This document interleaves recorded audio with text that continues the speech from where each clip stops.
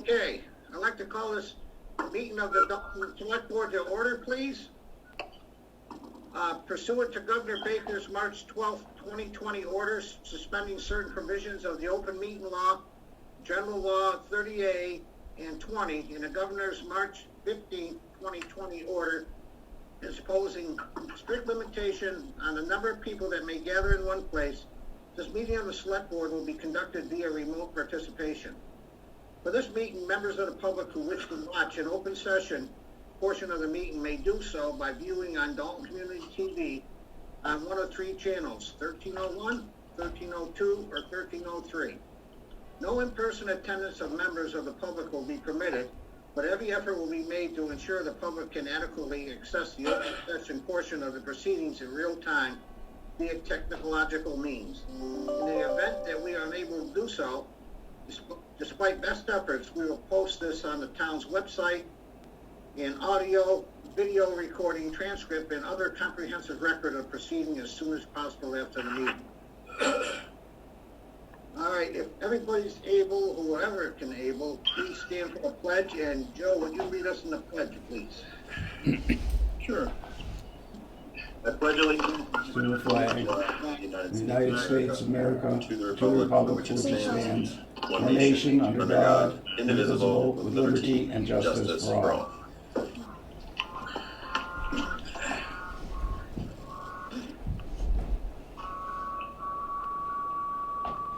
Okay, Brittany, can you do the roll call, please? Yes. We have Town Manager Ken Walto. Present. Mark Strout. Here. Mark Strout. Edward Hollup. Present. Bob Bishop. Present. John Boyle. Here. Joseph Diver. Here. Okay, next we have the minutes of April 9th, 2020. So everybody had a chance to read them? Yeah, I did. I didn't see any problem. No changes here, Mr. Chairman. Okay, a motion to accept, please. Mr. Chairman, I move that we accept the minutes as presented for the meeting of April 9th, 2020. Okay, for the record, from now on, we're going to have to take a roll call vote on everything because of the way we're doing this, okay? Okay, all in favor, I'll go one by one. Edward? Yes. John? Yes. Joe? Yes. And Mark? Yes. And I'm a yes. Okay, I am going to request, we also have to have the minutes that were supposed to be for executive session from Thursday, April 9th, but that was an open session. Ken informed us that was an open session, but I think because of the length of them, I really want to read them again. Can we just move to postpone them for now? I would agree. Yes. I'm in agreement. Okay. All right, we don't need a vote. Okay. Okay, the first thing on the agenda is the COVID-19 update. Is Dr. Doyle with us yet? He doesn't seem to be, but I've asked Jane Smith, our interim health agent, she is here with us, and if she'll unmute herself, we could start by letting her give a report. She's been doing some very, very good work with local businesses, and I thought you might like to hear what she's been doing. Cool. Yeah. Thank you, Ken. Yes, my name is Jane Smith, and I live down here in Sheffield, Massachusetts. And it's been my pleasure to serve Dalton over the past month. I suppose it's been about a month. It was kind of a surprise coming in. Obviously, none of us knew in January what we would be doing 4 months later. What I've been focusing on is just really reaching out to the businesses. Obviously, the food establishments are a primary concern in Dalton. We do have quite a few restaurants and a lot of coffee places and whatnot. And so a lot of my effort has been to reach out to them, to kind of give them the expectations of what they need to do to keep themselves and the public safe during this time of COVID-19. We're currently working on ensuring that proper sanitation protocols are being used, and we are sanitizer, as many other things, are a little hard to come by, so we're actually going the extra step right now to actually purchase some sanitizer and test strips so that all of the facilities in Dalton will be following the food code. The 2017 food code was just adopted by Massachusetts last year, and so that's kind of been our first step. We've done things like reach out to multifamily houses. Today, letters went out giving them resources on how to keep their residents safe by limiting visitors and giving them signage. And so, and we kind of did the same thing with short-term rentals with the help of Berkshire Regional Planning. So those are the types of things that we've been working to help address COVID-19. The town of Dalton has been a real pleasure to work with. We've worked together with the emergency management team to put together a nice COVID-19 page. There'll be some additional resources that will be added to that page this week. And we've worked really well. Really, all of the departments have really stepped up and made it really easy to come in and be part of a really solid team. Are there any questions that anyone has for me? Hey, Jane, it's Joe DeRoe. A question for you. Do you have any updates on what the state is doing related to contact tracing? I work at Bay State. We're following that pretty closely, but is there anything from the Department of Health for the town that we should notify residents about contact tracing? That's a great question. So the state is phasing in contact tracing. Is it actually on my computer right here?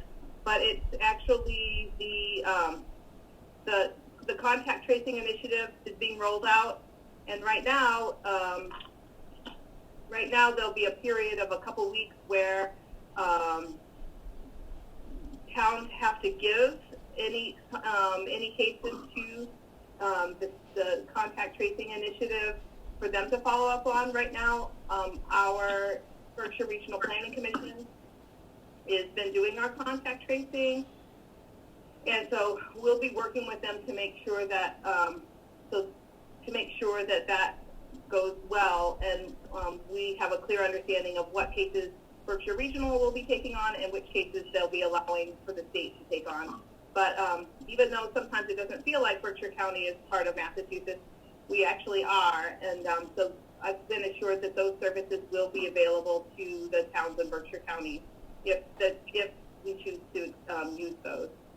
I'm hoping that it sets the bar for really drilling down, not just because right now the public health nurse is contacting them and the positive cases and letting them know what isolation, and I think doing some contact tracing. It's unclear to me whether now that we're kind of in Berkshire County, our cases are starting to come down a little, or the rate of cases is not growing as quickly. I'm hopeful that what that will mean for us is that we can really drill down and get those contacts, quarantined and educated the way that it needs to. Does that answer your question, Joe? Yeah, that's perfect. Yeah.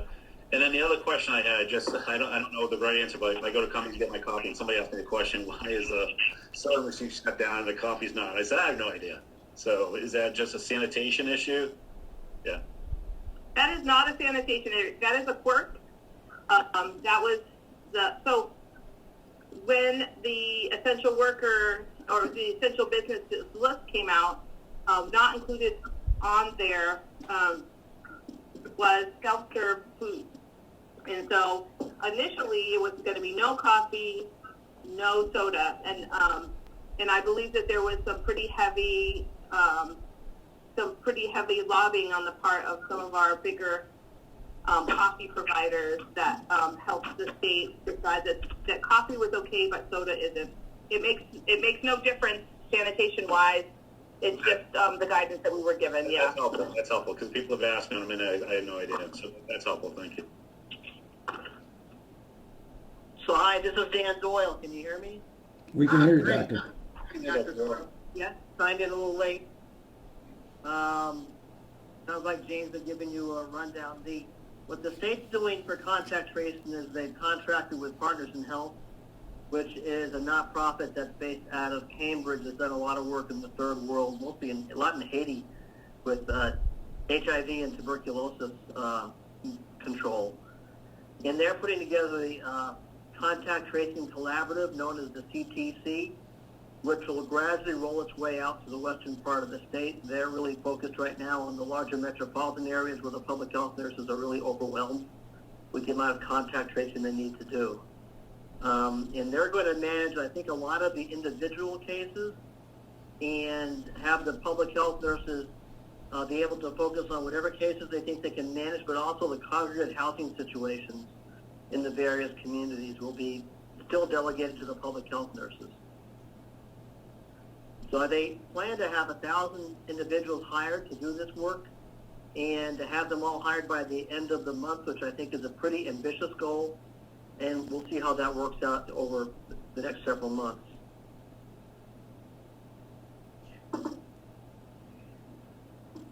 Dr. Doyle, what do we do as far as when we go out in public? Are we supposed to be wearing masks and gloves, or what's the protocol right now? What would you suggest? Masks, no gloves. Wash your hands.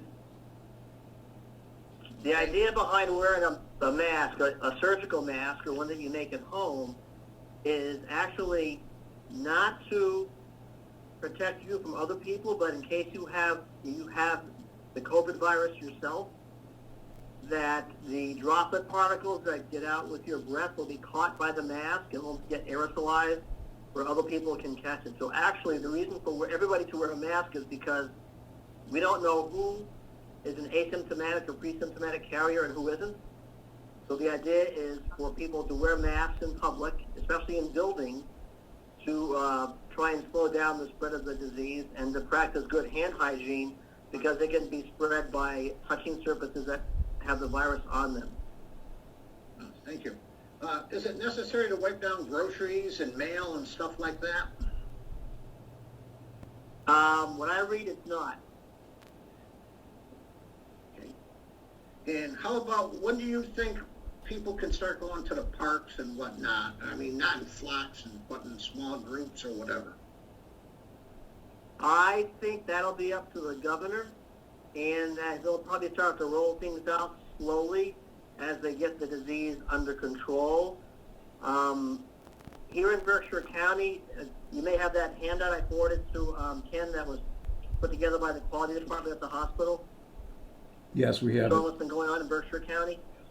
And, we've leveled off quite a bit. Our inpatient census has dropped from a peak of 30 down to 10. And that's reflected in a decrease in the number of cases that we have in the community overall. At about 2 or 3 weeks ago, in our testing, we were coming up with an 18% positive rate for the COVID virus and the people that went through the test and had swabs done. Last week we tested, I think, 400 people and had about a 3% or 4% positive rate. And that was due to the fact that we were testing a lot of staff at some of the nursing homes and assisted living locations, but also because the incidence of the disease in the county has been going down. If you look at the DPH website, they have a graph of the rates of the disease in different counties in Massachusetts, and we've been plateaued for the last several weeks. So it's good news. I think it's a reflection of our own demographics and geography of the work that the health nurses have been doing in terms of contact tracing and the cooperation that we've had from the communities and the citizens. We're going to go into a different phase now. We're past this Yeah? You have a question? Oh, go for it. No. Okay, we're past the search phase. Now we're going to get into the maintenance part, where Jane's talking about trying to educate people on how to practice a lifestyle that will minimize their risk is something that's going to be the next phase. I think that we're becoming increasingly aware of the risks that posed by the virus getting into communal housing situations, whether it's an apartment building in Manhattan or in Queens, or a nursing home in Berkshire County, where the disease can quickly spread. And being alert to that and helping those facilities try and minimize their risk is something that we're going to be, I think, focused on for quite some time. Is there any other questions for Dr. Doyle? No question here, Bob. I think just a big thank you to Jane and Dr. Doyle for all the work that they're doing for our community in this crisis. Well, I agree. Yeah, and to Leslie Drager and all the public health nurses, who I think are really doing a great job. Absolutely. You know, this is a new experience for them, and they've really taken on the challenge and done a good job with it. Well, thank you for everything you're doing for us. Like Joe said, it's great to have people like you involved in the town, and we can't thank you enough. Thank you. Yeah, you're welcome. I think that what you'll be seeing is at the hospital, we're beginning to develop the ability to do our own diagnostic testing in our own lab. Currently, most of the tests are sent out to the Quest lab in Marlborough, Massachusetts, but we're going to be able to do more and more testing in our own lab, which really facilitates the turnaround time and getting the lab results. And as we do that, that'll help us in terms of contact tracing, but also help us to test everybody who gets admitted to the hospital so we can try and minimize the risk of exposure for patients so they can feel confident and safe using the healthcare system. And really, it's just a function of getting enough test kits from the company that we bought the lab, that has the lab equipment, so we can run the number of tests that we need to do. The other thing we're looking forward to is what's called serology testing, which is to test antibodies to show that you've had evidence of the COVID virus infection.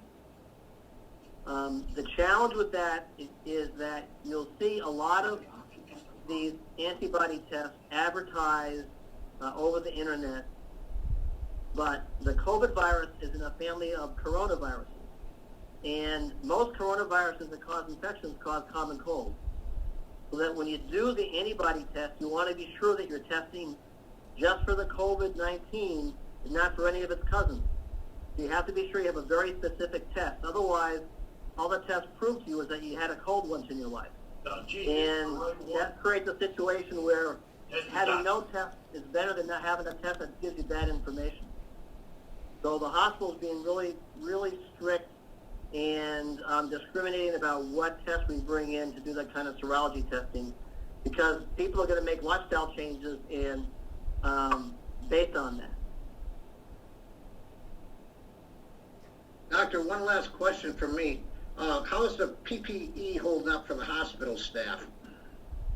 The PPE is holding up. I think the N95 masks are always a challenge. So we use these KN95 masks that are cleared for everything except procedures where there's a lot of release of aerosol, like intubating somebody or doing some kind of invasive procedure.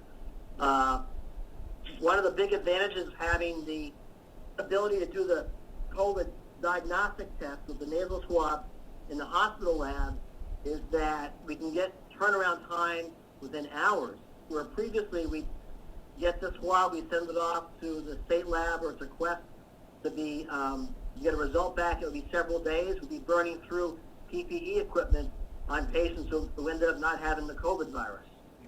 So we've been able to make better use of our PPE equipment now. The other thing that we're able to do is that we can disinfect the N95 masks and reuse them several times, and so we started a process of doing that as well. That'll help us to maintain that resource and not burn through it. Okay. Thank you. No, I do have one, I did have one thing I'd like to mention to the, select board, if I could, please. Sure. So at the last month's meeting, the Board of Health, recommended that all essential workers with close contact with the public wear, cloth mask covering or cloth face covering. And so, and most of, it was optional but strongly recommended. And I did get a call from a person today wondering why someone wasn't wearing a face covering in a food establishment.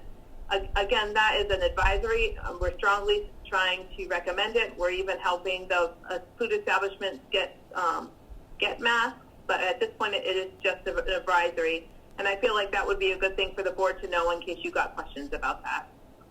Good. We probably would have. Thank you. Anyone else? All right. Thanks again to both of you. Yes. We appreciate it.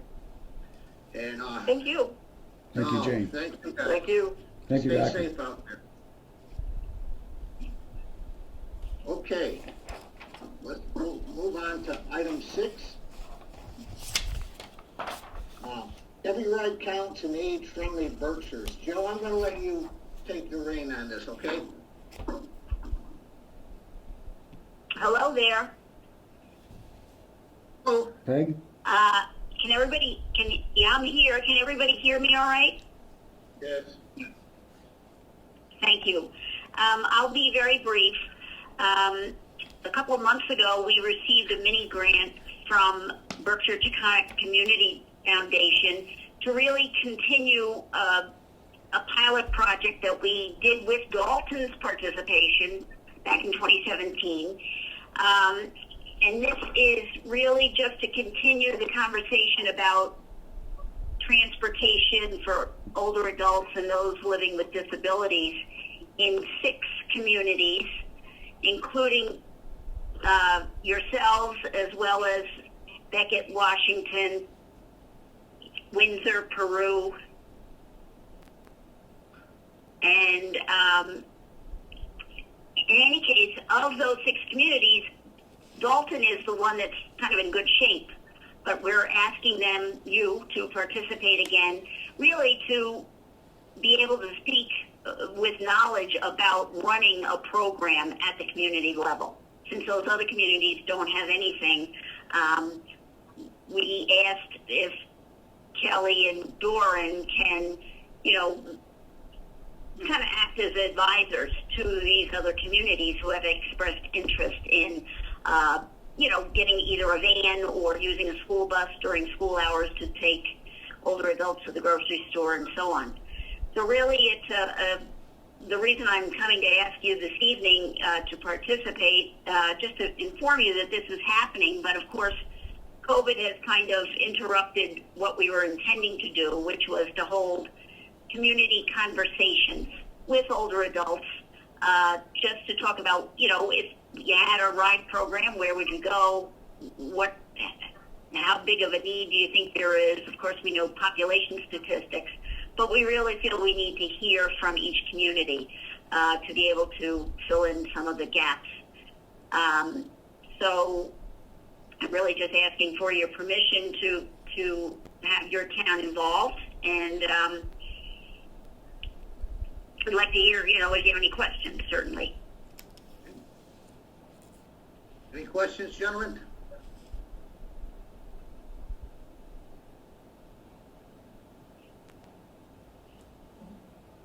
None? No questions here, Bob, and I'm in support of the program. Okay. Perfect. Thank you so much. I will keep you informed about the revised schedule. Naturally, we probably can't hold group conversations until we're all able to go out and about again. But I thank you so much for your support, and I'll keep you informed. Well, do you need a motion on that support, or how do we? Yeah, let's do it. Let's do it for the whole board's either. I assume the whole board will be on, so I'll make a motion to approve. Make a motion that we, as a board of selectmen for town Dalton, support the Every Ride Counts and Age-Friendly Berkshires. I'll second that. Okay, now motion's been made and seconded. Roll call vote. Edward? Yes. Joe? Yes. Mark? Yes. John Boyle? Uh-oh. Is this Where's- mic off? Yeah, let me unmute him. He was muted. Okay, John, you got to vote. Okay. Yes. Okay, thanks, John. Thanks, Ken. You're welcome. Okay, then we will support you. Wonderful. Thank you so much. Hey, thank you. Everyone stay safe, and I'll see you soon, I hope. Okay, thank you. Thank you. Good Thank night. you, Peg. Bye. Okay. Next on the agenda is the Central Berkshire Regional School District update. Joe, I'm going to turn this over to you at this point, okay? Yeah, thanks, Bob. And just for the select board, I would like to merge number 7 and 8 together, Mr. Chairman, if that's okay. That's fine. Okay. And also recognize that there's a few school committee members online tonight, which is great to see them, as well as Ms. Vivian Mason from Hinsdale. And really what my update is for the board is really a general update to address the respect I have for the school committee members and the school committee. But certainly over the last couple of years, I think there's been a lot of frustration within the district about lack of communication and lack of engagement of the towns. So I recently, as of the other day, also reached out to Vivian Mason from Hinsdale. We had a great conversation.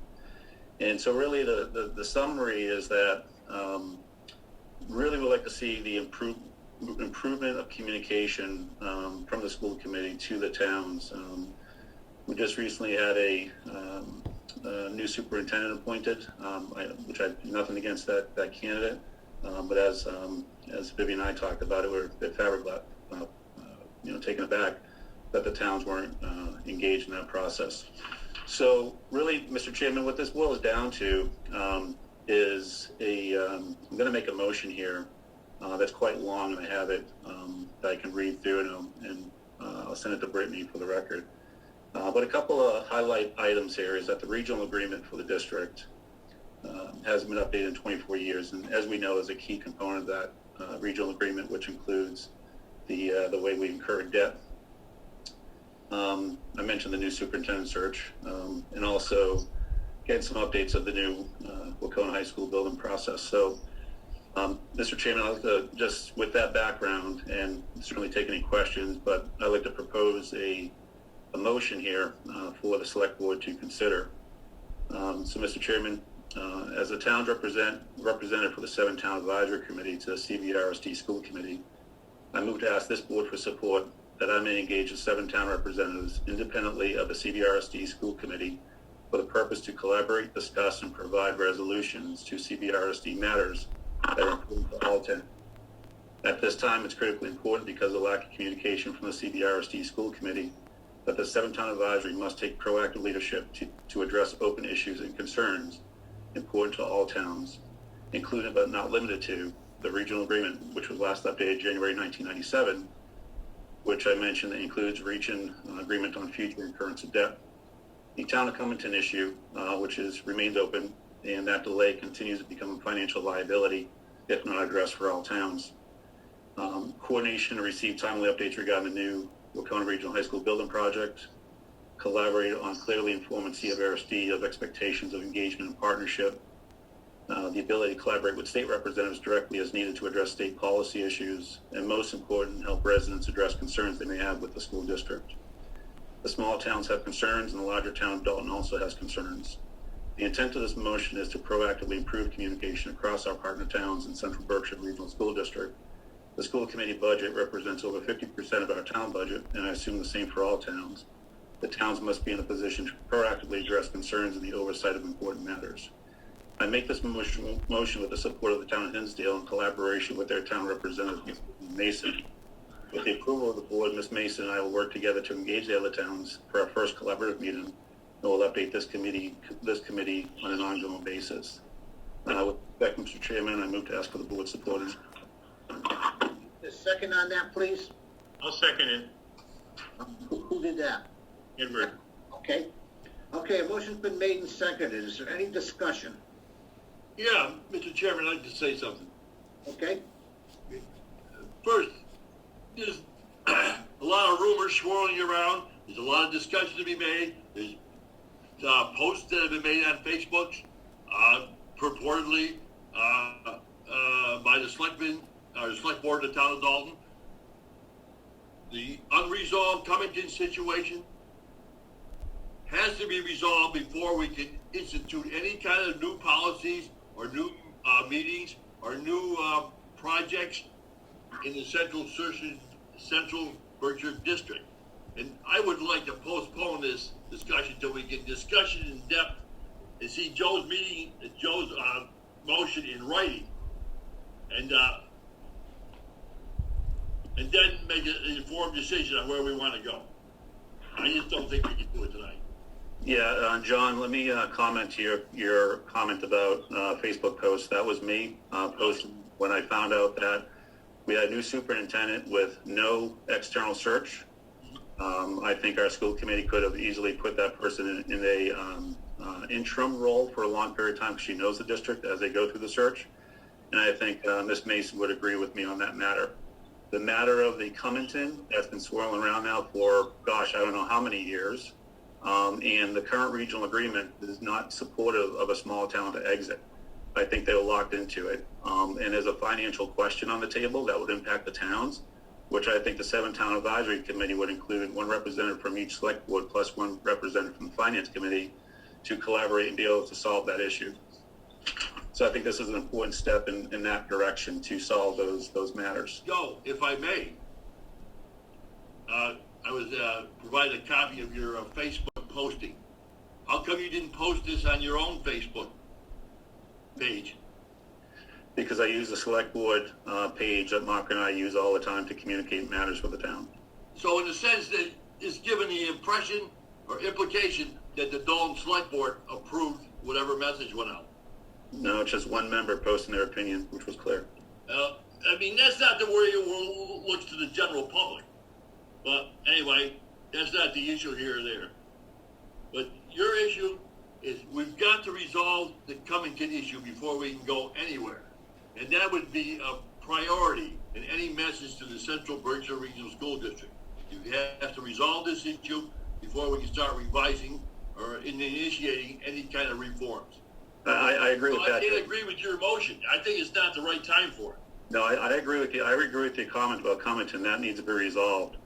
But it's not going to be resolved by the school committee at this time. It's been swirling around for a few years. I think the towns need to wrap our arms around it and help. Take a concerted, the school committee maybe needs to be revitalized, their initiative, and take a strong issue in contacting Cummington.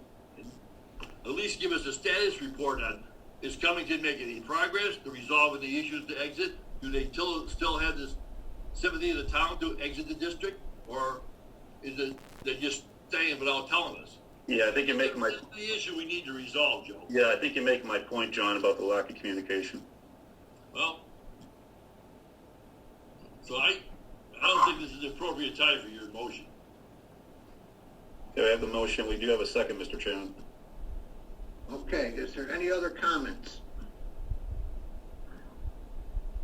Yeah, Joe, so this would be just an advisory to the Central Berkshire, the school district? Correct. Yep. Right. And to the different select boards, correct? Correct. I mean, we have been getting updates on the Cummington thing for as long as I can remember, so I've never heard anything really change other than getting updates that nothing's changed. That's correct. Would it be okay if I spoke to the board? Absolutely. The 7-town advisory committee was put together many years ago.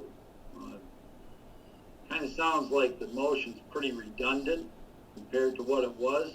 It just has been a relatively inactive group for a few years now.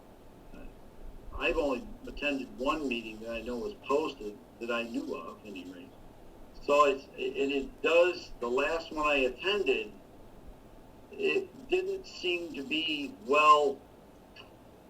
it seemed like it was more of an opportunity to grind stones than it was to accomplish a bridge a communication gap.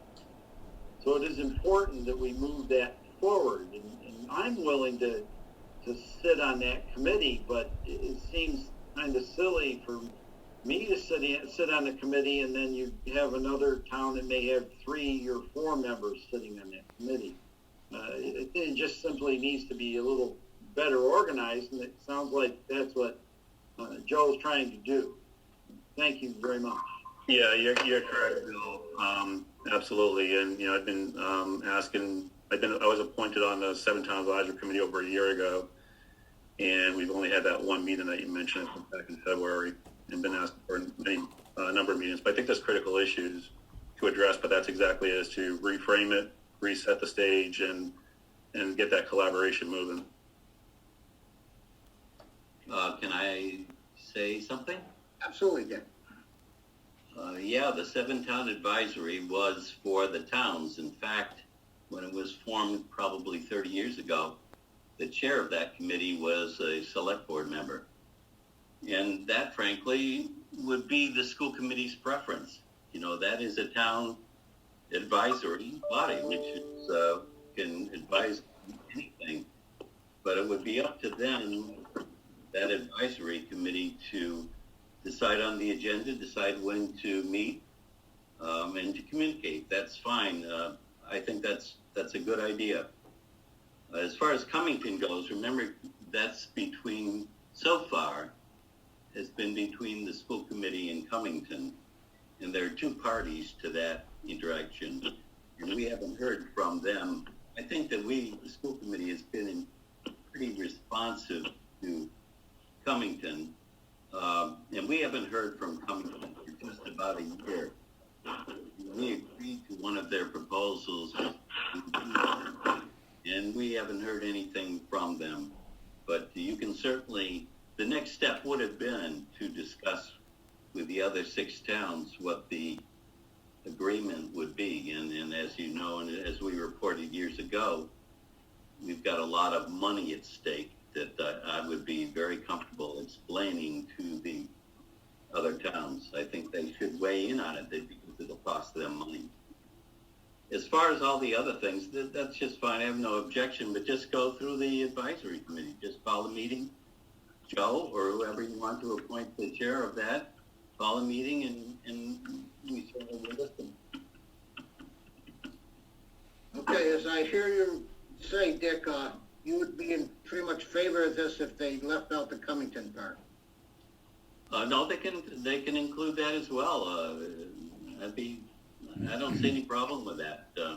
It really should have, it could have been, and maybe should have been that for decades. But that's another meeting. You guys generally have enough on your plates. I can't envision any objection to doing that. Just remember, it is advisory. I mean, it comes down to the school committee, what the school committee decides to do. Yep, and I acknowledge that as well, Dick. I think that's a very valid point. We certainly care what the other towns, what everybody thinks. We listen. Okay, I got a question about the 7-Town Advisory. How many people from the school committee actually attend them now? Well, it varies. I would say a minimum of members, a minimum of 2, maximum of 4 or 5. Okay. And I'm not committing the school committee to attend that. Oh, no, that's not what I'm asking. That's your meeting. Okay. Is there any other comments?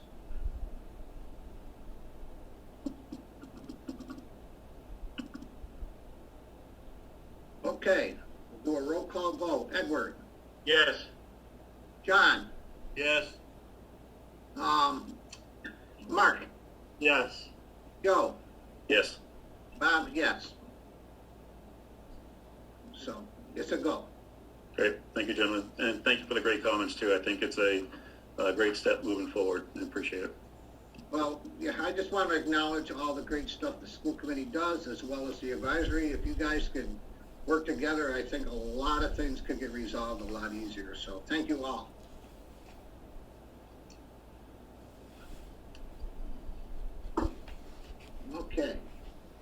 set, Joe, on both of these? Yeah, I'm all set. Thank you, Bob. Okay. Ken or Joe? Yeah, go ahead, John. Hey, on my screen, his phone keeps popping up in the middle of the screen all the time. I don't know what I'm doing wrong here. All I can see is the top of your head, John. Can you tilt your computer down a little? Ah. Okay. Yeah, there you go. Now we can see you. Now, all right. Nothing now, but I don't know. Does that mean somebody's trying to call in when you see the phone on the screen? I think it means There it somebody's is right joined now us on my by screen. phone. Right. When you see a phone, it means somebody's joined us by phone. But I have a phone on my screen now and nobody's joined us, right? Well, they might not be muted. They might be muted, John. All right. Now, I just bear with it. Okay. Nora. I think it's when the person's talking, then their name or number comes up. Yeah, it's So my 50. name should be up. Yep. You were talking. Okay, you all set? All set, Bob. Okay, I'd like to go to item 10, the revised ATM warrant motions. Ken, I'm gonna turn this over to you and Bill. Okay. Do you intend to take up number 9, subsequent to correct. 10? 9 is just a discussion of where to hold the ATM. Okay, let's do 9 first, Ken. I'm sorry, I misread. Okay. I thought with the construction of the new high school, we may want to consider holding the ATM at another location. Of course, that's entirely up to you. I included a little note from John Bartels on the issue, and I'm glad Dick and some of the other school committee people are still on there. Perhaps they can give us a more up-to-date picture of what's going on. Whether the construction might interfere with people being able to park and attend the meeting. And my biggest concern would be parking.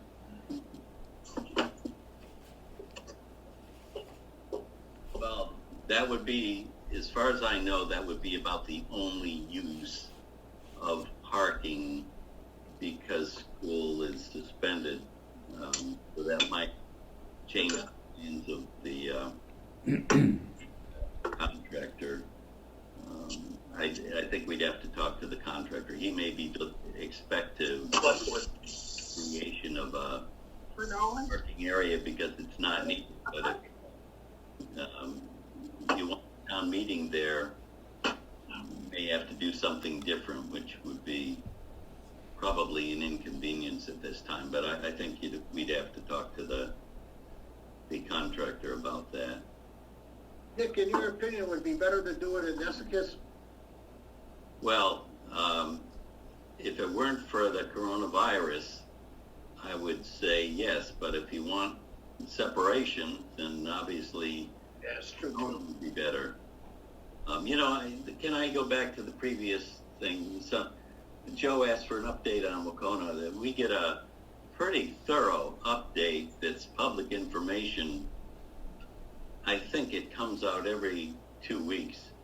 And all that requires there is putting more people on the distribution list. And I think you ought to take that off and we'll put you on that list. And I'm not sure how to do that, but that would be very easily done. Yeah. And you get a much better, it's very deep, it's pretty detailed. It's more than most people would want, I think. I don't know what is not there that you would be interested. Yeah, I think to that point, Dick, I think that's great. I think whoever's the representative for the 7-town member committee should be attached to that for each town, for sure. Yeah, I think that would be easily done, and I'll try and do that, make that happen. All right, But thank you. I guess we would need a list of who the 7-town. Dalton is the only one that has an official representative. The others, it's a very informal group, and we typically have one or more members of the select board or finance committee, or even the town manager of the other 6 towns. I think. Yeah, I think if Vivian's still on, if she can speak to that, one of the things that we're discussing is try and figure that out and make some suggestions to the towns and then get it all together and figure out how we structure that differently. Yeah, my suggestion would be to send us a list of 7 names and 7 email addresses, and that'll be sent out every 2 weeks. Okay, I'll take care of that. Thank you, Dick. Okay, getting back to where we should have this, it does depend on where we are with this virus thing.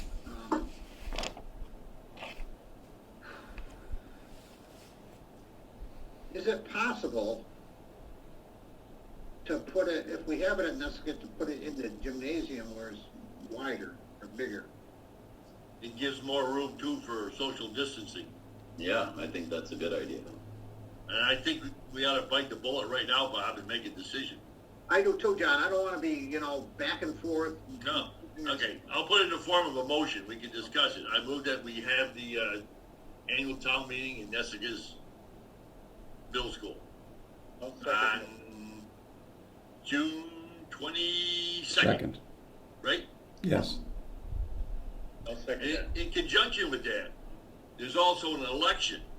Maybe we should speak to where the election will be, being that elections are traditionally held in the CRA, but the CRA is closed.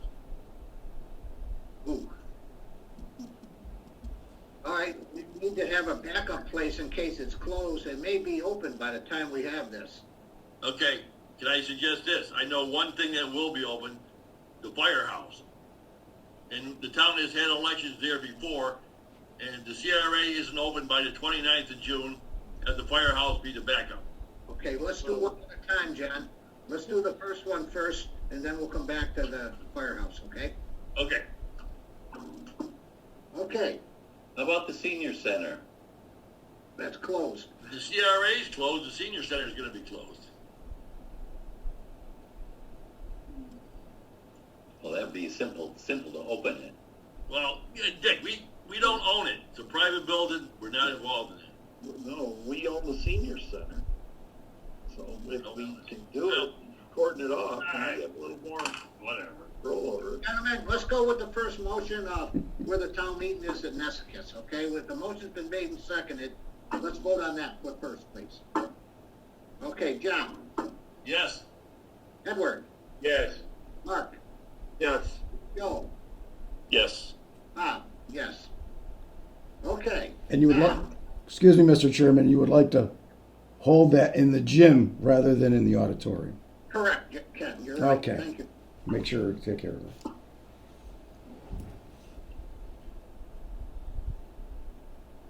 Play basketball if there's not enough people there.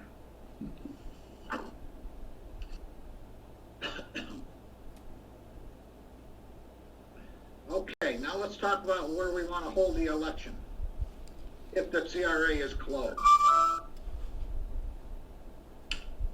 Firehouse. Okay, My suggestion. okay, is there a second on the firehouse motion? I'll second that. Okay? A motion's been made and seconded, is there any discussion? Yeah, this is a backup. Right, that's just a backup at this point. I like that idea because we can, we can open the doors up and, you got the parking over at the stationery factory, if we can utilize that. I like that idea. I'm sure Mr. Sears will be open to that. Okay, a motion's been made and seconded. Is there any further discussion? Okay, roll call. Mark? Yes. John? Oh, I couldn't hear you, Bob. Yes. Yes. Edward? Yes. Let's see, who am I missing? Joe? Yes. Bob, yes. Okay.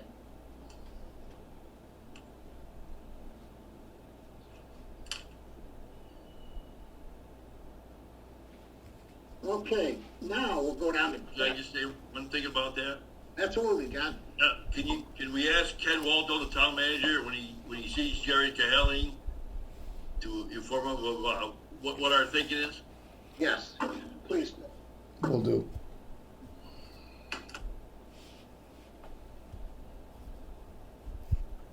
Okay, now we're on item 10. Once I follow the right schedule here. Revised ATM warrant and money motions. All right, this is where I'll turn it over to Ken and Bill. Okay. you all should have gotten a copy in your packet of the revised ATM warrant. And I'm going to make this really as simple as I can by directing you to about the third page, second to the last page, Article 18. Article 18 begins the new articles. In fact, Article 18 was in the old warrant, but I've reworked it. It's a warrant article approving appropriations and authorizing borrowing for those appropriations, and a 2/3 vote is required.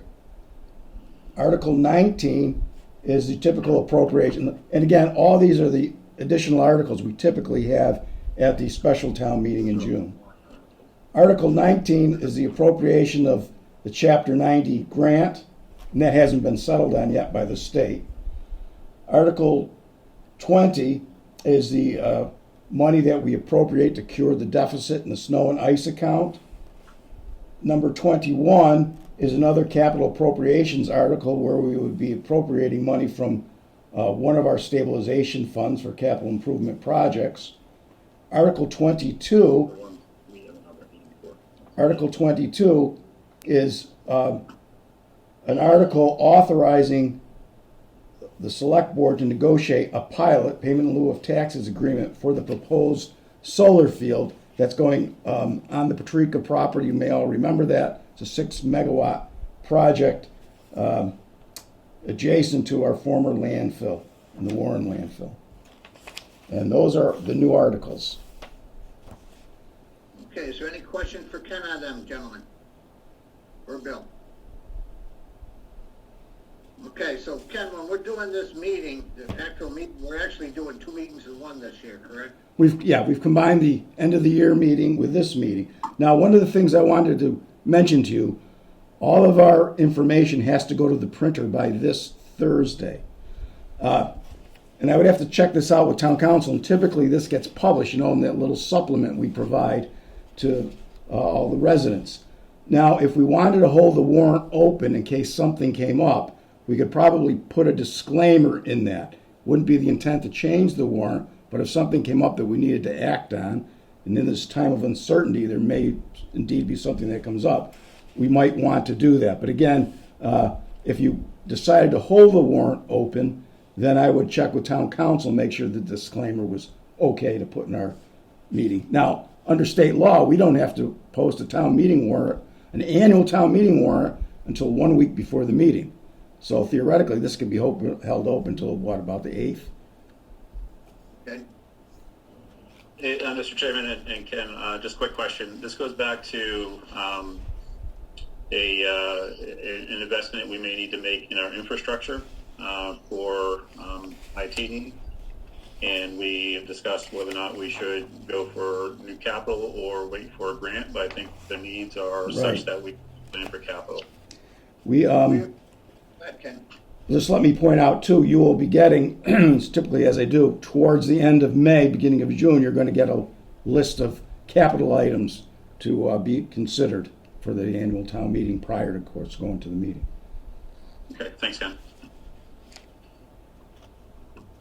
Generally, gentlemen, the Finance Committee, for the remainder of these articles that you're talking about this evening, we generally, a week or two before the annual town meeting, we will have a Finance Committee meeting to review those articles. It'll probably be the 10th or the 17th of June, more than likely, because at the same time, we'll clean up any funds transfers from the reserve fund and kind of tidy things up before the annual town meeting. We've rolled these this year, even with this pandemic, we've kind of ended up rolling things together into one single meeting. And I have to say, it seems to work better for everyone doing that. I would like to suggest at some point maybe moving our annual town meeting to maybe the first week of June instead of trying to do that in the first week of May.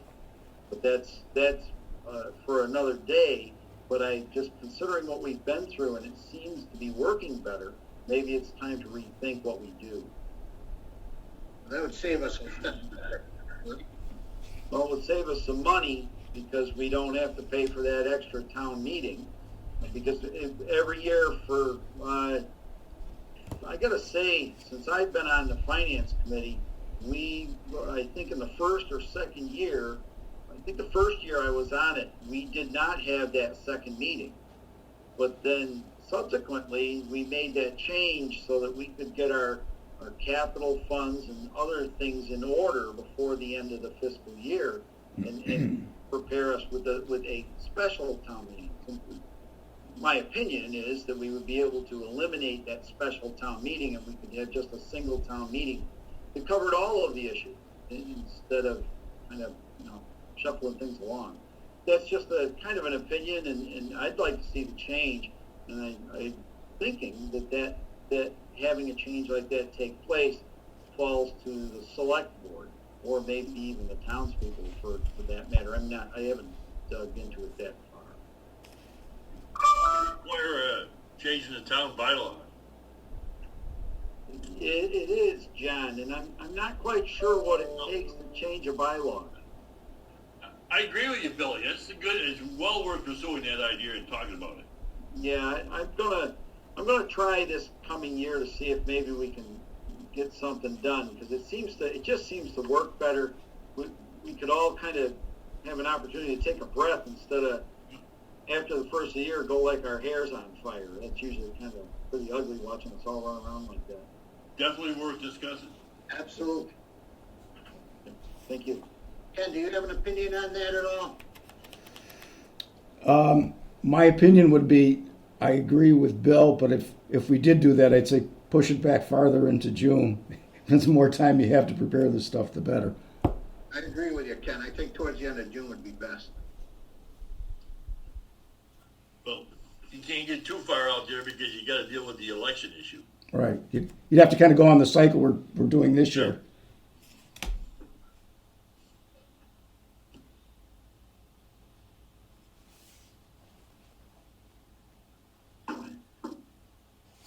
Okay, Ken, is there anything else on those? No, is it your pleasure to have me talk with town? You can close the warrant tonight and say that's it, but is it your pleasure to keep the warrant open and put a disclaimer in the finance committee supplement that will go in the annual report? That makes sense to me. Yes. Okay. I'll entertain a motion to keep it open, please. Mr. Chairman, I move that we keep the warrant open in the event of an unplanned contingency. And I'll second that. you want to add a disclaimer to that too? Disclaimer? I'll add a disclaimer. Add a disclaimer to the town warrant. Right. We'll put a note. We'll leave the warrant open at the meeting in Yeah. the event we want to deal with an issue that's unforeseen. Okay, thank you, John. Is there a second? Second. Okay, roll call vote. John? Yes. Edward? Yes. Joe? Yes. Mark? Yes. Yes. Okay, thank you. Thank you. Thank you.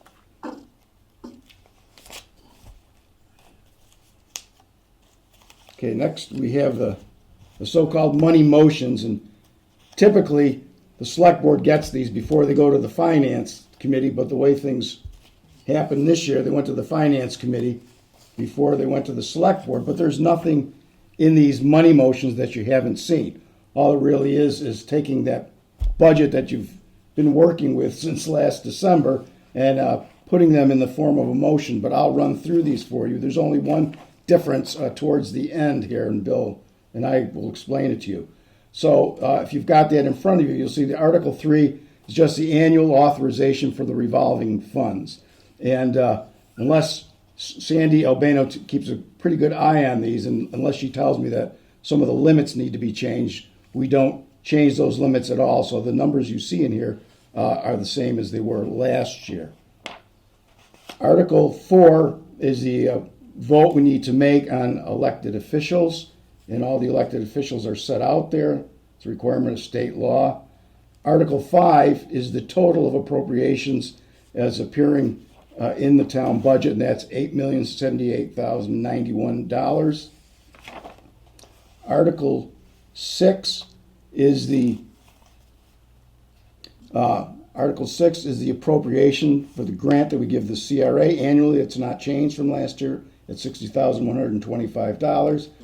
Article 7, and Bill may want to talk about this a little bit, is the proposed appropriation for the school district operating budget at $7,818,789. Article 8 is the appropriation for transportation at $390,567. Article 9 is the capital appropriation at $1,374,948. And as we all know, it's the appropriation for the debt service on the new Wacona Regional High School that has caused that to be that large.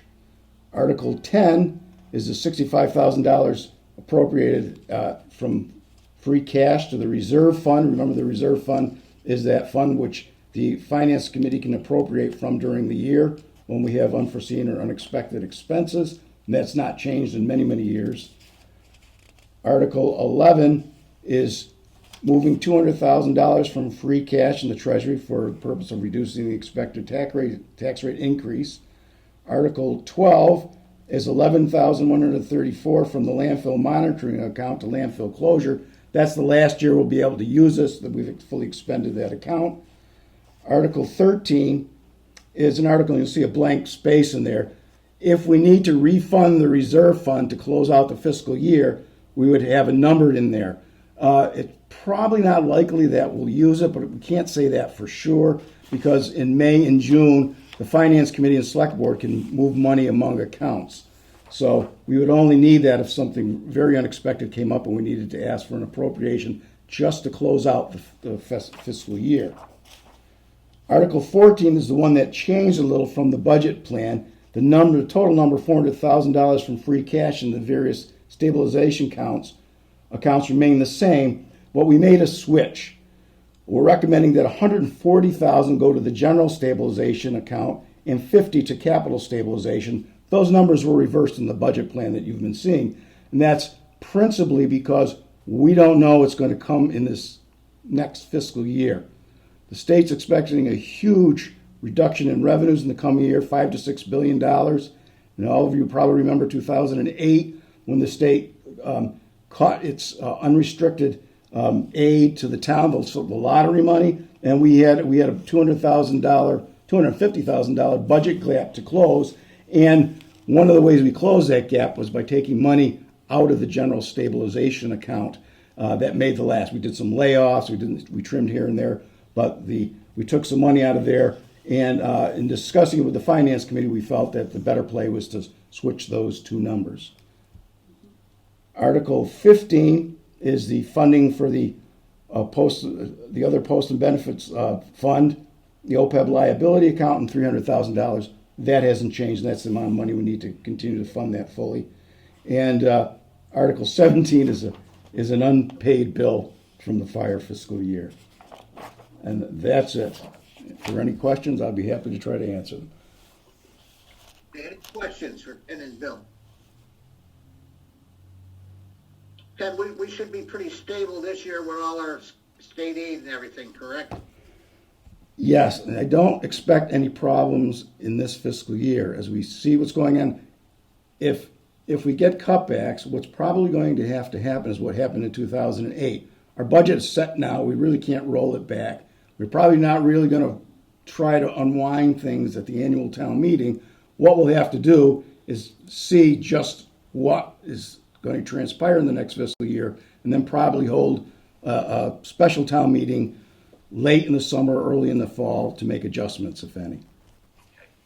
Do you think some of this aids to the states may solve this issue for us down the road? I know the Mass Municipal Association is trying to get aid directly to municipalities. Right now, the FEMA money is only going to pay us for COVID-19 expenses. So there's no unrestricted aid due to the loss in revenues. But I know the state, all the state associations, MMA and its sister associations across the nation are lobbying the federal government to do that. So we'll just have to wait and see. Okay, thank you. Any other questions? Just one question to Ken. Ken, Yes. has the governor indicated what percentage he is recommending to the legislature to increase general state aid to the cities and towns? Yeah, it was by the general increase in revenues, and for us, I think that amounted to about 2.3%. Yeah, but So, that was back in February, right? yeah, the whole thing could unwind. I mean, the budget is now. It can change. And Yeah. when you budgeted, refresh my memory, did you crank in the old figure or did you crank in the new projected figure with a 2.3 increase? I used the governor's budget. Oh, Yeah, so overall it's 2.2. Lottery aid was projected to go up by 2.8. So if it's level funded, we could stand to lose about $35,000. okay. One other thing that I would like to kind of enlighten everyone for what I'm kind of hearing is that the state presently has, I think it's a $2.3 billion shortfall for this fiscal year.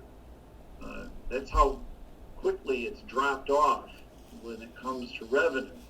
And I've heard anywhere between $5 and $7 billion for next year. And that puts us in a rather precarious place. I hope that everyone is prepared for that when the time comes. You'll notice. Has everyone been had an opportunity to read my finance committee report by any chance? I sent it off to Ken and Bob. I don't know if I sent it off today, so it's possible it didn't get distributed. But there are some concerns inside that report. Yeah, I didn't see it, Bill, so I didn't send it out. Oh, you hadn't seen it yet? No.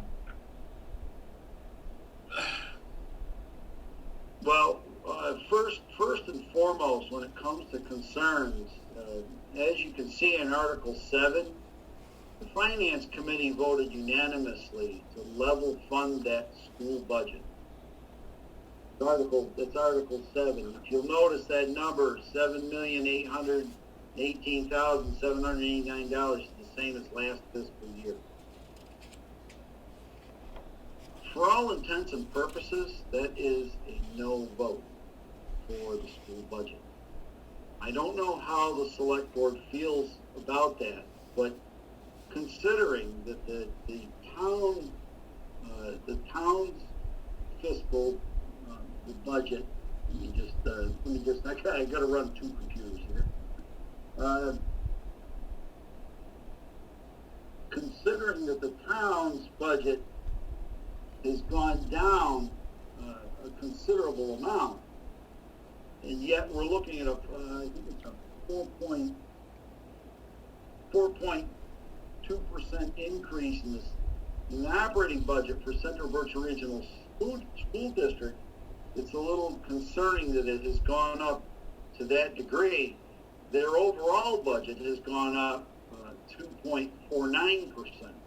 So what's happening is we're held under the constraints of Proposition 2.5, and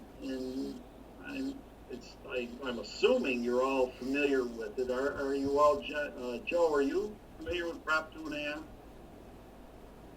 Yeah. So, because of that, and considering that the school district is 51% of the overall budget or the overall costs of doing business of that the taxpayers are responsible for, I would think that we would hold they I suppose I'm trying not to do the us against them thing. Because it's not really us against us against them. We're all taxpayers, so it's not really an us against them. It's more trying to impress upon people that we need to be more fiscally constrained when it comes down to it, or fiscally prudent. And considering last year, when we had the new school looming, they were able to come up with, for all intents and purposes, a level-funded budget. But yet, in a year where we're looking at some pretty substantial possibilities, some pretty substantial money, and well, not looking at, we have $1.2 million we've got to come up with to pay for a new school. I'm starting to think, but I guess my feeling, and I think I speak for the committee as well, the finance committee, is that the pockets of the people in the town of Dalton are getting a little thin. So we just want to, we want to impress upon people that these kinds of increases in budgets are kind of not really acceptable in this climate. Bill, on that point, do you know if the school committees revisit their budget and kind of retooled it at all? I know like some cities like Pittsfield and others have gone back and looked at it and said, okay, how do we make adjustments to figure this out? Is there movement in that space? I cannot speak directly to that. I know Ken had a conversation with John Bartels on the subject, and I think they are going to go back and review that. I see Dick Locatell is still online with us. Could you shed some light, Dick, for us? Well, the school committee at this point in time has not revisited its operating budget. I guess this is the first that I've heard about the finance committee's action. And I don't know what the school committee will do. I will tell them what you've articulated and what you've done. And I will tell them that, and I don't know what we will choose to do. You got to be careful. Our budget, the school committee's budget, our gross budget, went up, I don't know the exact percentage, but less than 1% this year. And it was a little bit less than 1% last year, about the same as I recall. Your Dalton's assessment is calculated according to state law and the regional agreement, and includes the net minimum contribution. So you have to be precise. Our budget didn't go up by 2.549%. Dalton's assessment went up by that amount. That's a great point, Dick. Yeah. And in fact, I mean, I beg to differ. some went up by more, and some went up by considerably less, incidentally. Yeah. Coming to seeing a decrease. So it depends on the state's calculation of the town's net minimum contribution as well as enrollment. But what we think of as our gross budget went up much less than 1%. Yeah, there are actually three numbers here. The CBRSD budget, their gross budget went up by 1.5%. The assessment to the towns went up by 2.49%, and Dalton's assessment is going up by 4.2%. Yeah, exactly.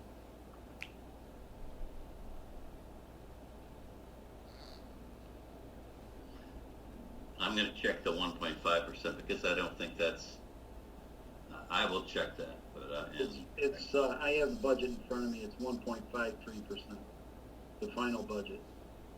and that's the gross. That's the gross. Okay.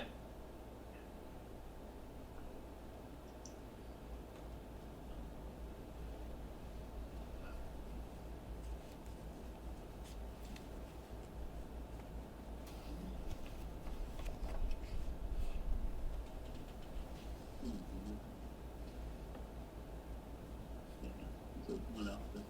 The total budget, the gross budget went up $423,095. That's the $27 million budget? $28 million budget. Okay. Yeah.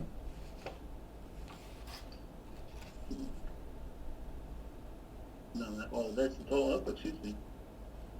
Expenditure summary. Oh, there it is. Yeah, 1.53, thank you. Expenditure summary. The zero. Yeah, I'm scrolling around through the, I have the budget up on my other computer. I tried to buy a camera for my computer. Well, needless to say, everybody's kind of sold out. So I've been waiting for 3 weeks now. So, but at any rate, it's still, we're going to hold tight to that, because it still needs to be,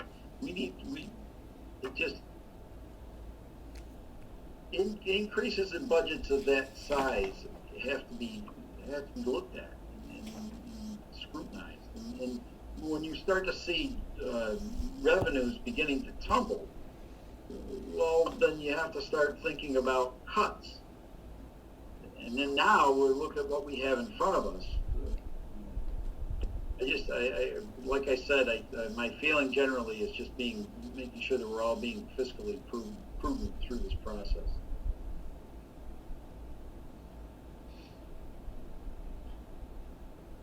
I'll raise that issue at our next finance subcommittee meeting. Thank you. Thank you very much, Dick. I appreciate it. Okay, gentlemen, is there anything else? Yeah. I'd like to ask Billy a question. Yeah, go ahead, John. Yeah. Well, I gotta admit I'm somewhat confused here at what's gonna happen at the annual town meeting. Are you intending to move the figure that your committee recommended, and you are an advisory board, and if I'm not mistaken, the select board accepted and recommended the budget as it was, the CBRSD budget as it was presented to us. And so what figure is going to go onto the floor of the town meeting? Are you going to recommend that it be rejected and substitute your own, or just offer your own figure to start with? The finance committee, first and foremost, is not an advisory board, John. We are an elected board. The finance committee will be making a motion, and the motion will be for $7,818,789, and that was voted on unanimously by the finance committee. That's the same Now, thing. let me finish, John. Now, if someone would like to make a motion to amend and go up to the original assessment, you certainly can do that. It can be seconded on it, and it can be motioned, and it can be passed in that manner. It doesn't require. We're putting a number on the floor. That's what our job is the finance committee. That's why we're elected to those positions. And we deliberated. As a matter of fact, we spent a great deal of time on this. More time than quite frankly, we probably should have, but we didn't take it lightly. And we actually involved Harry Williams, our former finance committee chair, to get advice on how to handle this going forward. And it's not, again, this isn't something we take very lightly. We would like to be able to go along and approve this, but we, quite frankly, can't. And it's because of the fiscal situation that we're being presented with, not just with COVID-19. We're being presented with $1.2 million per year, and we've rearranged our budgets to try to accommodate that. At what point do we start to cut into the town till it bleeds is the question that all of us have to be asking one another. And we just didn't. It's difficult to support increases of that size. It really is, and I can speak for the committee on that front, but I just have to say that's the number that's going to be motioned on the floor on the 22nd. And if someone wants to prepare a motion to amend, you're certainly welcome to. It's a town meeting, and honestly, that's encouraged. That shows that this great republic is working in the manner that it should be. And I would have absolutely, I don't take any of this personally. So you start taking this stuff personally, there's gonna be some long nights where you don't get much sleep. So I don't take it personally. We're just gonna go through the motions and try to talk to people in the manner that and talk to our constituents in the manner that we would like them to speak. Thank you, Bill. John, you're Trying making to clarify what's going to happen here. yeah, John, you're I making think this comes. I can tell it came as a surprise to Dick. I can tell. I think it's a surprise to the board. I wish you would have mentioned this sooner, but hey, it's good we found out now. Now we know what's going on and what's going to happen at the town meeting. I will note my explanation, though, John, that the select board recommends the number that was approved by the school committee, the assessment number. Yeah. Because typically when the finance committee and the select board don't agree, we always make note of that. Yep. And the select, Ken, correct my memory, the select board did approve that amount. Yes, I mean, when I went back and looked, there was no debate or discussion about it. Yeah.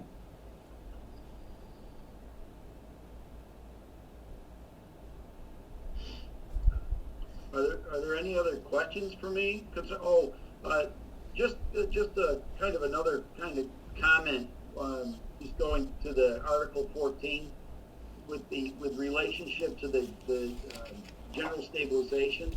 The feelings of the committee, actually, the initial proposal was only to go up a small amount in the general stabilization, but with the discussion concerning the committee and the environment that, again, back in the environment that we're in, we felt that we needed to go up in the general stabilization amount because it's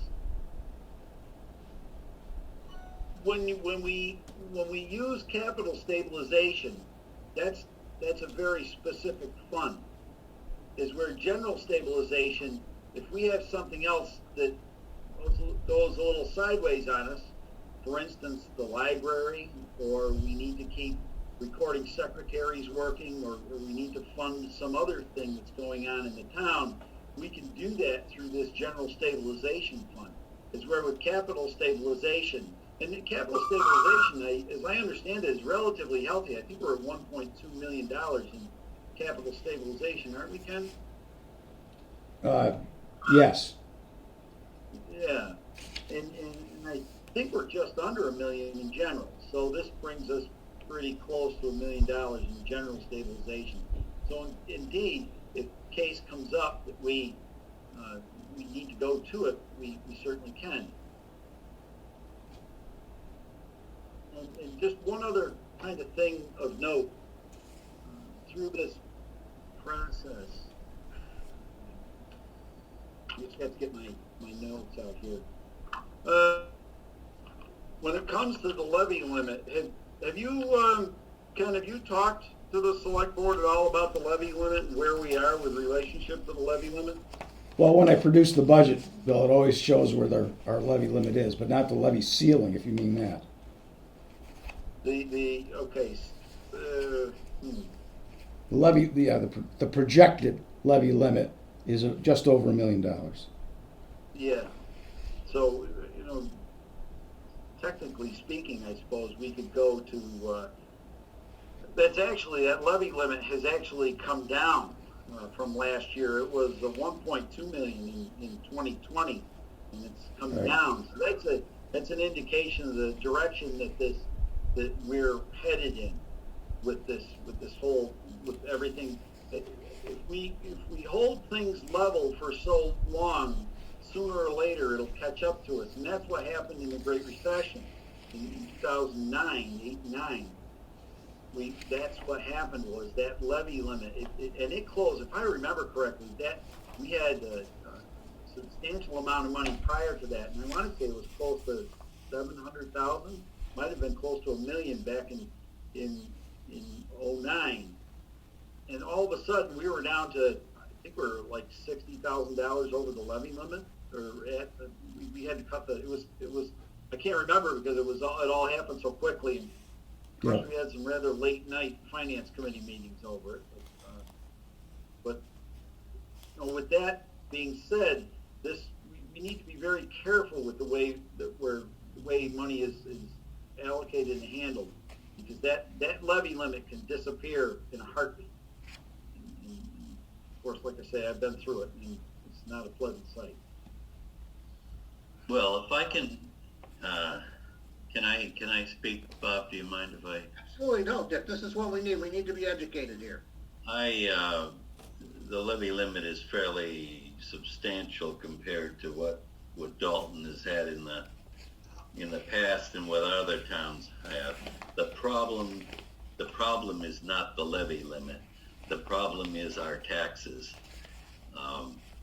They are going to explode this year, and I'm very sensitive to that, and I'm very worried about that, and I think you should be worried about that. The levy limit is not the issue, at least this year. Well, I can tell you, if everything stays equal, right now, we're looking at a 9.9% increase in the taxes in this town. Yeah, that bothers me, and I'm sure it bothers a lot of people. I'm very, very keenly aware of that. Yeah, in my report, there was a little bit of a synopsis in my report that I ran out there. What's driving this budget this year is the new school. The $1.2 million is going into the new school. That's what's driving it, strictly. Let me just pull it up here. I think I have it up.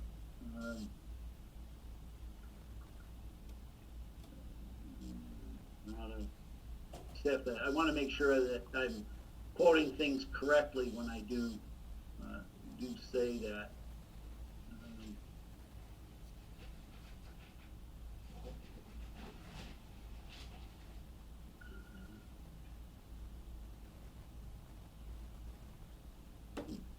Anyways, the increase in the increase without the $1.2 million, the increase, even with the school budget, the way the school has laid it out, would have amounted to 19 cents on the tax rate, or less. It's funny, I don't have it in there, but it's probably because I'm just not seeing it. I'm trying to hurry and glance at it. But it's our, for all intents and purposes, this would have been a completely level budget this year without it. So just to kind of, I guess I just want everybody to understand that this new school is biting, and it's biting rather hard.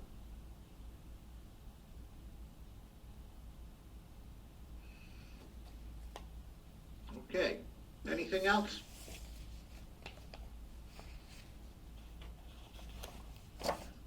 Ken, are you all set? I am, Mr. Chairman.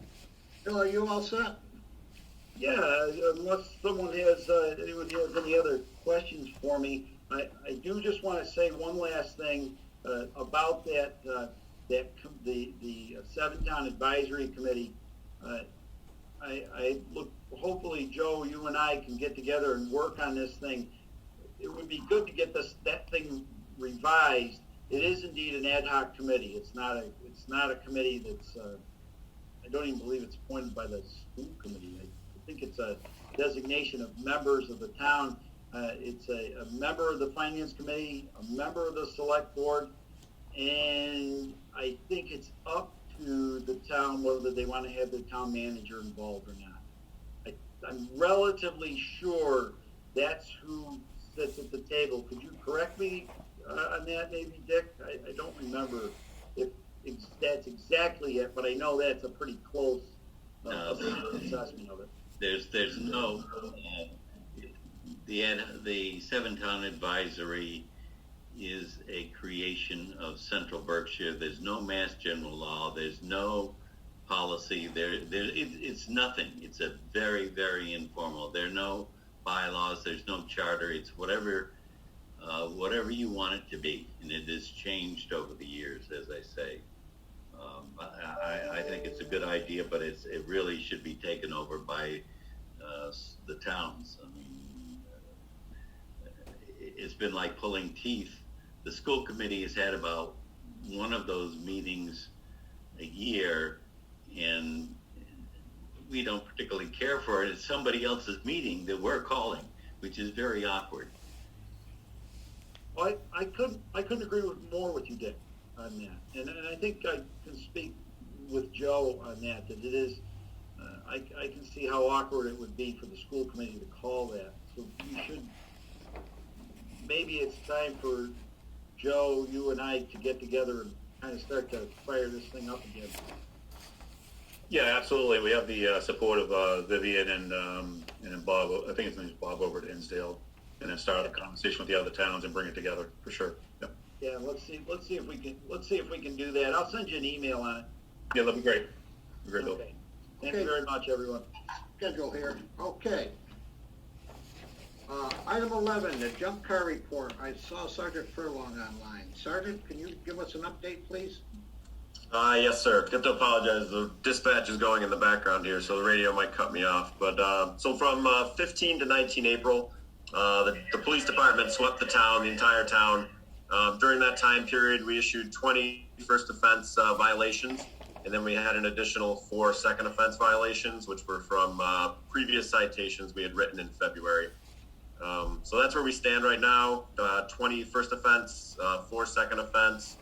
And there's 7 outstanding violations from 2019 that are awaiting a court date. The court was supposed to be this April, and obviously with the court being closed, we're going to have to sit and wait for a court to reopen and then for those hearings to be scheduled regarding those citations. But currently that's where we're at right now, pending your questions, gentlemen. Thank you. Appreciate it. Any questions for Sergeant? Yeah, Bob, I do. I have one question. Mr. Furlong, is Yes, the sir. list of citations that's in the selectman's office, I was looking at them yesterday, is that the complete list? I have a new updated list here at my desk, and I don't know what list you have, sir, so I will make sure that that gets sent upstairs to the town manager. Okay, and as you, my constituents asked me, the case we had on Old Windsor Road, where multiple vehicles, is that all cleared up? That gentleman on Old Windsor Road has 1 first offense citation this time around. So he was issued a citation over this time period for 1 vehicle on that property. And the ongoing problem on Housatonic Street? That's what we're waiting on court date for. Okay. Thank you, sir. Yep, you're welcome, sir. Sergeant, is there any way of sending that list by email? Some of us can't, some of us are kind of like homebound right now. Yeah, that'd be a good idea, Bob. Just email it out to the whole board. Yes.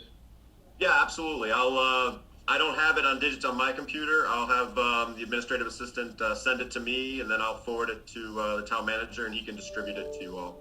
All right, thank you. I suggest when we get this list, we could, it's always been a departmental policy to solicit complaints from citizens. And if we think we saw one that was overlooked, could we add it to the list and send it back to you? Yeah, absolutely. I mean, we swept the whole town just so that it was fair that every street was swept. But if you think you see something, or any civilian sees something, they can certainly let the police department know, and we can have an officer double check on that. Thanks. Thank you, Sergeant. Thank you. Thank you. Okay. Okay, Ken, number 12, request of the departmental appropriation transfer. Okay,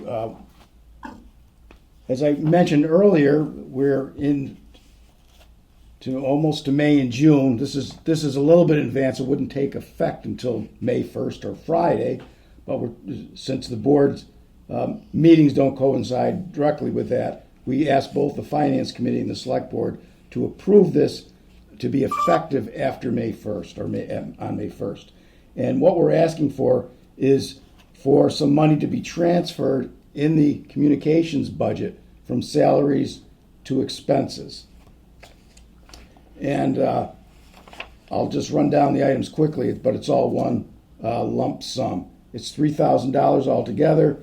It's for traveling expenses that were not covered by a training grant, new course fee, not covered by the training grant, money for a new computer that the computer down there in dispatch went, and then some additional money for the labor to install the computer, and then finally to upgrade a laptop. And then there's a small contingency fund of $581, again totaling $3,000. And did you say this was transferred from salary to expenses? Yep, Okay, so the motion would be, I move transfer that- $3,000 from salaries to transfer expenses. $3,000 in the communications department budget from the salary section to the expense section. I'll second that. Thank you. Motion's been made and seconded. Is there any further discussion? Okay, roll call vote. Edward, Yes. John, Yes. Mark, Yes. Joe, Yes. and Bob, yes. All right, thank you, Ken. Thank you. Okay, now we need to open this license board. And first on the list, the approval of flammable fluid storage renewals. Ken, I'll let you take the charge here. Okay, as you can, if you have a copy of that, you'll see there are very few on. These are underground storage tanks, and there's 1, 2, 3, 4, 5, 6. And 2 of them are public entities, the Highway Department and Mass DOT, and those fees are waived, and everybody else has paid their fees. There appears to be no outstanding issues, and our administrative assistant Judy Wagner put this together, and I think did a fine job. Okay, I've got Chairman, one. I move that the application be approved, subject to the organization or business or applicant be in good standing with the town. I'll second that. Okay, a motion's been made and seconded. I just have one remark before we vote. Ken, were the tanks ever taken out of the ground, that old brown oil? You know what? I'm not sure. I think they were, but I don't want to say for sure. They were supposed to be. Yeah, I they were. don't think we have confirmation on that. Yeah, I'll have to check on that, Bob. Okay, I think Ken and Bob, it deserves a double check, but Right. last summer, after we met the owner at he came to the town meeting and petitioned us for something or other. I can't remember what. After that, there was a major dig. And I assume that was a tank removal. Yeah, I think it was. I just don't have a clear recollection. okay, if we could check on that, it'd be good. Okay, a motion's been made and seconded. Roll call vote. John, Yes. Edward, Yes. Mark, Yes. Joe, Yes. Bob, yes. Now, there are original signatures required on the documents, so if you choose not to come in, we'd be happy to bring them to you to sign, but just wanted you to know that there are some original documents to be signed. I'll call you on that in the morning. Okay. Bob, if you don't want to go up, I can go up there and sign him as vice chair. Yeah, why don't you do that, John? Why don't you just go ahead and do that? All right with the rest of the board? That's fine. Yeah, I was up there yesterday and they were all sitting on the table. Okay, I'll do it. Thank you. Yep. We don't need to sign it ourselves, the rest of us. No, just the No, chair. just the That's chair. great. That's great. Thank you. I'll sign it as vice chairman. Thank you. Yep. Okay, we're gonna have to close this license board now. Okay, now we go back to our regular agenda and town manager updates. Okay, I just have one major update for you. That the street repaving program is out to bid, and those bids will be in on the 13th of May. We'll keep our fingers crossed and hope we have enough budget to do all the streets we've planned. Hey, Ken, Yes, can you email that list out again to us? sure. The Yeah, we 2 can do that. phases, can you email it out? Because I've gotten quite a few questions on it. I can't find it. I'll be glad to, Mark. Yeah, that'd be good idea, Mark. Okay. Couple questions, or not question, comment, Ken. What about the pothole thing going on now? There's a lot of streets still full of big potholes, not just little potholes, but like, Portsmouth Road and stuff like that. And I know Devon Street's gonna get repaved. Yeah, I know there's, the highway department is out there working, so if you've got any particular streets that you see, shoot me an email, send an email to me and I'll send it off to the highway department and see that it gets fixed. Okay, thank you.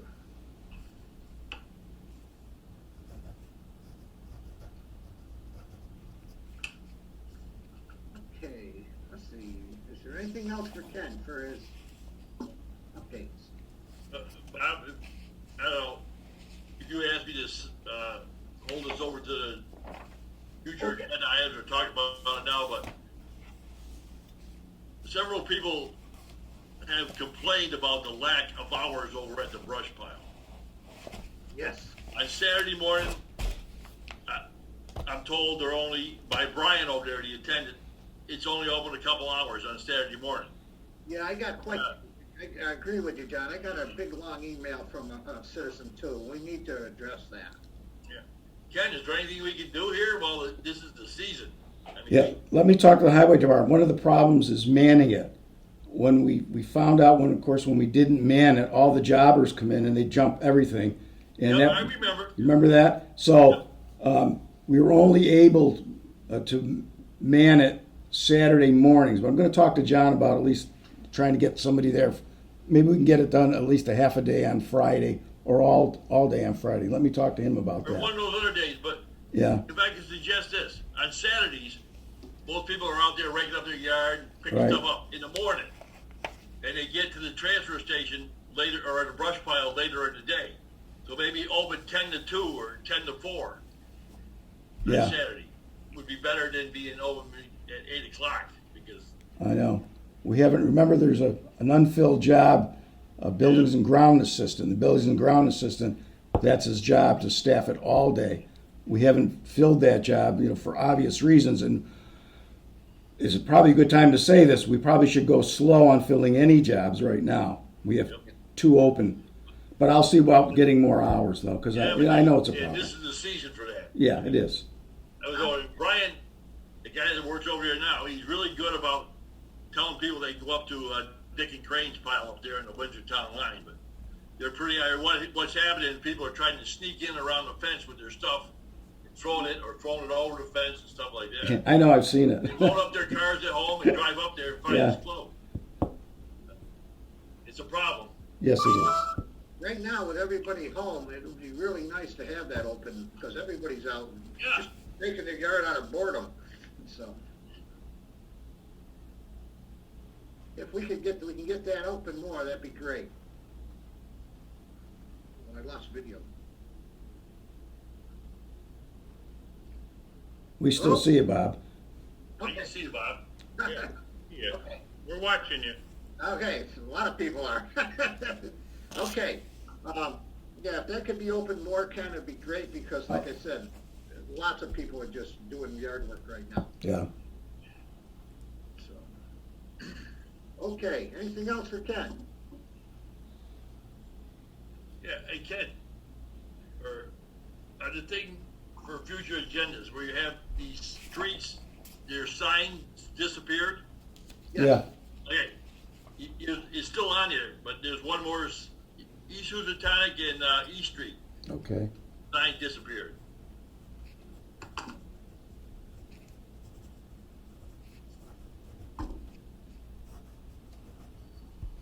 Got it.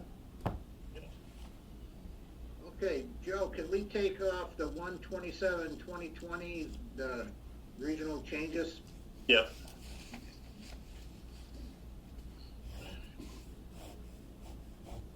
Let's see, you got the jump car one.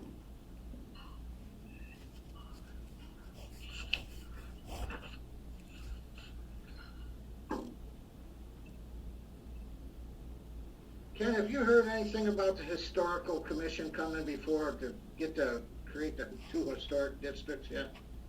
No, nothing in any detail. I think Louisa Horth sent me an email sometime back, but I'll have to go research it. Yeah, it was a long while ago. Okay. Is there anything else we need to add? Yeah, Bob, I wouldn't plan it for right away, but we should have that discussion that was mentioned by the chairman of the finance committee, and it seems to be a popular idea of moving the annual town meeting and town election to June. Okay. But I suggest that we wait till after June's over and see how it goes. Yeah, let's do a trial run here. Yeah. Put on for August or September or something like that. Okay. Put it for August. Do we know what it takes to change the bylaws? Just a majority vote at a town meeting.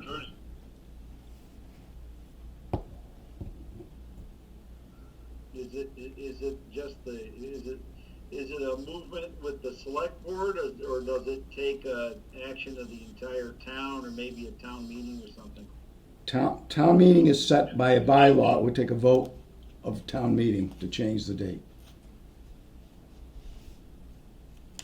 Does it have to be annual town meeting, or could it be a special town meeting? Special town meetings aren't set by bylaw, Bill. And only the annual town meeting is. Okay. All right. Hey, Bob, when's our next meeting, our next select board meeting? It will be, let's see, get my calendar out here, Mark, hang on 1 second. May 11th? I think you're right there, John. I had brought up about pushing out the due date for the taxes like the other communities have done. I don't know if we've gone by that time now. Yeah, it's May 11th one. Did you catch that last part, Bob? Yes. Okay. I don't know if anybody's interested in looking into that, or if May 11th, we're kind of pushing it at that point, I guess.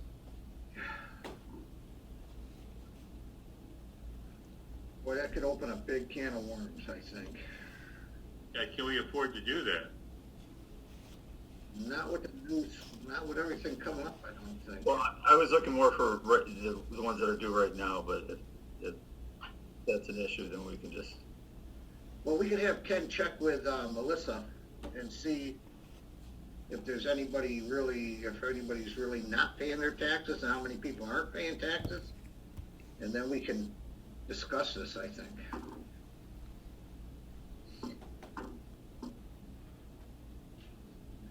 Ken, could you look into that and see what's going on there? I will. And let us know as soon as possible. Okay. Yeah, we'll know pretty much because the taxes are already coming in for May 1st. So I understand the tax collections at April 1st were up to snuff. We didn't have extraordinary delinquencies. And just for your information, I mean, I took an administrative action with the tax collector, and we didn't send out demand notices for a couple of weeks. Okay, so nobody got penalized for a couple of weeks, and then we sent out We're the doing demand it kind of notices. like a soft approach anyways. Yeah. That's perfect. Okay, thank you, Mark. Okay, anything else? Remarks of the select board. Stay healthy. I just really want to thank everybody out there that's doing the frontline thing, all the people that are still in the restaurants, our police and fire departments, you know, all our ambulance squads, you name it. Just the guys delivering groceries and stuff. But thank you, everybody. Hey, Bob, this is just remarks for the select board, just real quick. My daughter and a couple of her friends have an idea. Can we have a Dalton Day parade for like the seniors that are graduating, the 8th graders and things like that? So if anybody's interested, I'd love to chat more about it. So. Yeah, it can be tricky as long as we got the proper social distancing. I don't think it'll be too much. Yeah, kind of after the fact, after the whole COVID thing. So Yeah. down the road. That'd be cool. Think about something, how to do something special for our the kids in the community who are graduating high school and moving up to high school. Yeah. My heart breaks for all the people that can't graduate either from college, high school, even junior high. You know, it's a special time for them. Yeah, that's for sure. Okay, anything else? Okay, this leads us to the one announcement we have. The town is updating its open space and recreation plan and needs your help. Go to the town website, dalton-matt.gov, where you'll find a notice and link to the survey. It only takes about 10 minutes to complete, if that, because I just did it today. An updated plan will assist the town in obtaining state funding for parks and recreation projects.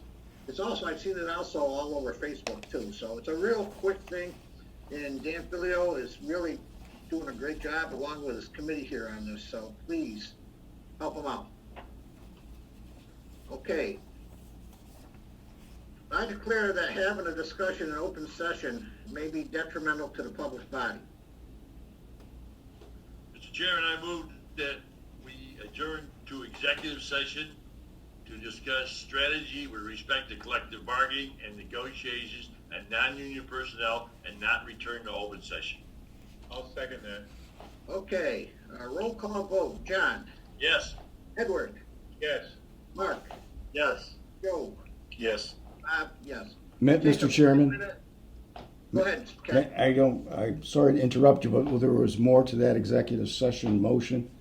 Okay, And it was, let me just read it and then you can repeat it. It's just to comply with or act under the authority of any general or special law, namely Massachusetts General Laws, Chapter 66, Section 20, Safeguards for Exempted Information, and Chapter 93H, Security Breaches. okay. I amend my motion to include the words of the town manager. I'll second the amendment. Thank you, Ed. Okay, Edward? Yes. John? Yes. Joe? Yes. Mark? Yes. Bob? Yes.